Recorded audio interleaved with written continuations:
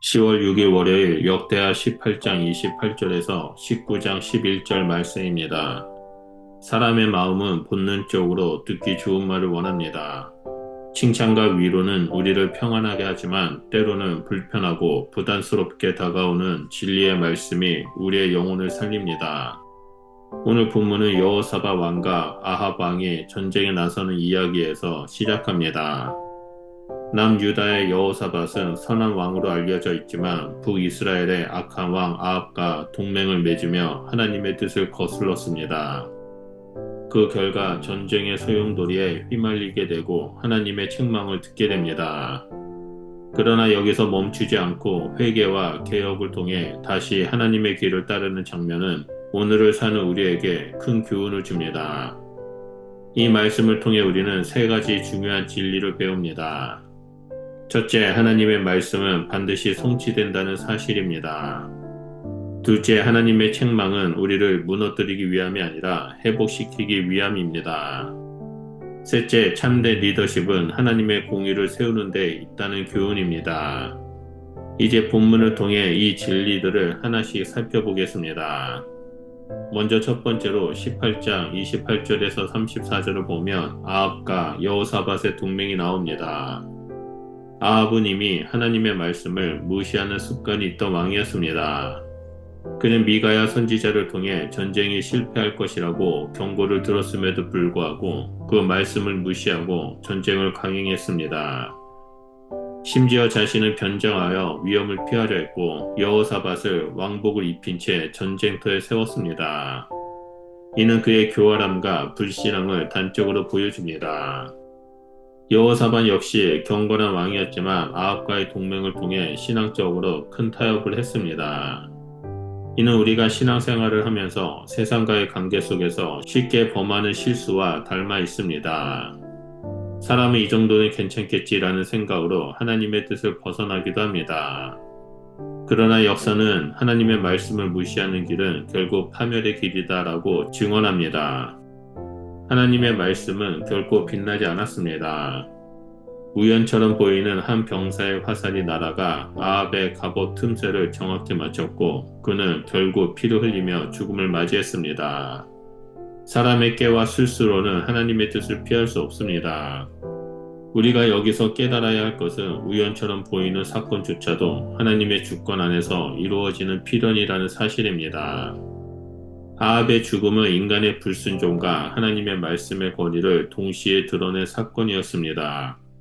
이 장면은 우리 삶에도 적용됩니다.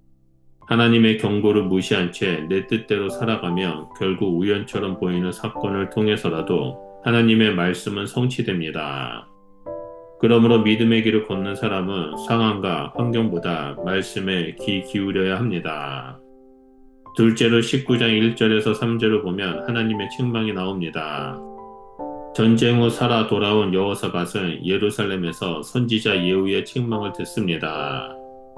악한 자를 돕고 여호와를 미워하는 자를 사랑하는 것이 옳으냐, 이 질문은 단순한 비난이 아니라 여호사밧의 신앙적 정체성을 흔드는 근본적인 도전이었습니다. 여호사밧은 하나님을 경외하는 왕이었지만 아합과의 동맹은 잘못된 선택이었습니다. 하나님은 그의 잘못을 지적하시며 심판의 경고를 주셨습니다. 그러나 동시에 여호사밧의 중심에 선함과 진실함이 있음을 인정하시고 긍휼을 베푸셨습니다. 이 말씀은 오늘 우리에게도 동일하게 적용됩니다. 우리는 교회 안에서 신실하게 섬기면서도 세상과의 관계 속에서 잘못된 동맹과 타협을 할 때가 있습니다. 예를 들어 신앙의 원칙을 지켜야 할 자리에 있음에도 불구하고 사람의 눈치를 보거나 세상의 이익을 따라가는 선택을 할 때가 있습니다.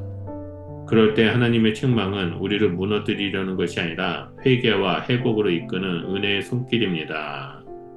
중요한 것은 그 책망을 어떻게 받아들이냐입니다. 책망을 회피하거나 정당화하지 않고 겸손히 수용하며 돌이킬 때 회복의 길이 열립니다. 책망은 아프지만 오히려 하나님의 사랑의 증거입니다. 하나님은 버리실 자에게 책망하지 않으십니다. 자녀이기 때문에 책망하시고 자녀답게 살도록 다시 일으켜 세우십니다. 여호사밧은 책망을 회피하지 않고 그 말씀을 받아들이는 용기를 보여주었습니다. 마지막 세 번째로 19장 4절에서 11절에 여호사밧의 개혁과 지도력이 나옵니다. 책망을 들은 여호사밧은 침묵하지 않았습니다. 그는 곧바로 영적 개혁에 나섰습니다. 남유다 전역을 순행하며 백성들을 여호와께 돌이키게 했고 각 성읍에 재판관들을 세우며 분명히 경고했습니다. 각 성읍에 재판관을 세우며 너희는 사람을 위하여 재판하는 것이 아니라 여호와를 위하여 하는 것이라 라고 분명히 경고했습니다. 여호사밧의 개혁은 단순히 제도적 정비가 아니라 신앙의 중심을 회복하는 일이었습니다. 그는 재판관들에게 공정과 진실을 강조했습니다. 이는 권력자나 부유한 자에게 치우치지 말고 모든 백성을 동일한 하나님의 눈으로 바라보라는 뜻이었습니다. 지도자의 말 한마디, 결정 하나가 공동체 전체의 영적 방향을 바꿀 수 있다는 사실을 여호사밧은 깊이 깨달았던 것입니다. 또한 그는 제사장과 레위인들에게 백성의 송사를 맡기며 여호와를 경외함으로 신실하게 행하다라고 명령했습니다. 이것은 단순한 행정적인 지시가 아니라 하나님 앞에서 신실함으로 사역하라는 영적 도전이었습니다. 하나님을 두려워하는 마음이 없는 사역은 결국 사람을 기쁘게 하는 일로 전락하고 맙니다. 더 나아가 여호사밧은 단순히 개혁을 선포하는 것에 그치지 않고 그 개혁이 실제로 공동체 안에서 자리 잡도록 세부적인 체계를 마련했습니다. 공정한 재판, 신속한 판결, 그리고 책임 있는 지도자들의 자세는 공동체를 하나님의 백성답게 세워가는 초석이 되었습니다. 지도자가 회개하고 바르게 서면 백성이 살아나며 공동체 전체가 하나님의 복을 누릴 수 있음을 보여주는 대목입니다. 오늘날 교회와 사회에서도 동일한 교훈이 필요합니다. 지도자와 성도 모두가 하나님 앞에서의 책임감을 가지고 살아야 합니다.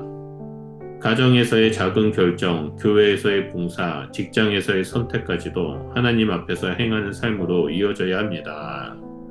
여호사밧은 자신의 잘못을 인정하고 곧바로 개혁을 시행함으로써 공동체를 회복시키는 지도자의 본을 보여주었습니다. 오늘 본문은 두 왕의 대조를 보여줍니다. 아합은 하나님의 말씀을 거부하고 자신의 꾀를 의지하다 죽음을 맞았습니다. 그러나 여호사밧은 하나님의 책망을 듣고 회개하며 다시 개혁의 길로 나아갔습니다. 이것이 바로 하나님의 백성이 가야 할 길입니다. 오늘 우리에게 주시는 도전은 분명합니다. 첫째, 하나님의 말씀을 두려움 없이 받아들이는 것입니다. 하나님의 말씀이 불편하고 내 뜻과 다르다 해도 결국 하나님의 말씀만이 참된 길입니다. 둘째, 하나님의 공의를 세우는 것입니다. 가정과 교회, 사회에서 우리의 선택과 행동이 하나님의 기준에 맞게 이루어져야 합니다. 셋째, 회개와 순종의 삶을 사는 것입니다. 잘못된 길에서 즉시 돌이켜 하나님이 기뻐하시는 길을 따르는 것입니다. 그러므로 우리는 참된 예언 앞에서 겸손히 순종하며 하나님의 공의를 세우는 삶을 선택해야 합니다. 그 길에 하나님의 은혜와 평강이 풍성히 임할 줄 믿습니다. 기도하겠습니다.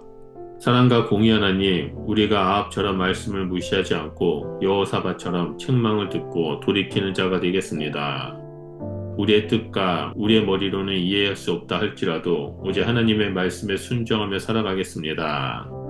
그러하오니 우리가 거하는 가정과 직장, 교회 공동체 가운데 하나님의 공의가 세워지고 우리 각자의 삶 속에서도 하나님의 은혜가 충만하게 임할 수 있도록 역사하여 주시옵소서.